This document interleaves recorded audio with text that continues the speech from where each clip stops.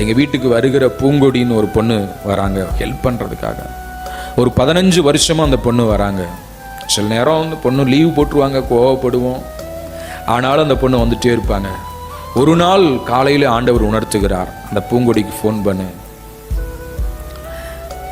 பண்ணுற பூங்கொடி எங்கம்மா இருக்கிறேன்னு சொல்கிறேன். நான் சாக போயிட்டுருக்கிறேன் ஐயா, போய் ஆற்றுல குதிச்சிடலான்னு போயிட்டுருக்கிறேன். ஆற்றுக்கிட்ட போயிட்டேன். சொன்னேன், சாவு தீர்வல்ல, திரும்பி வா, ஆண்டவர் உன்னை வாழ வைப்பார். இன்னைக்கும் ஜீவனோடு இருக்கிறார். அல்லேலூயா. நம்முடைய சகோதரன் ஜான் வெஸ்லி முருகேசன் ஒரு நாள் ஆண்டவர் உணர்த்துறார், அவருக்கு ஃபோன் பண்ணுறேன். எங்கே போயிட்டுருக்கிறீங்க? சாக போயிட்டுருக்கிறேன். ஏன்? கடன் பிரச்சனை. சாவு தீர்வல்ல, இயேசு உங்களை வாழ வைப்பார். அந்த வார்த்தை கீழ்ப்படிஞ்சார். இன்னைக்கு ஜீவனோட குடும்பமாக இருக்கிறார். அல்லேலூயா. நிறைய உதாரணங்களை சொல்ல முடியும். ஆமென். ஒரு குடும்பத்தில் ஜெபிக்க போயிருக்கிறோம், எங்களுக்கு தெரியாது.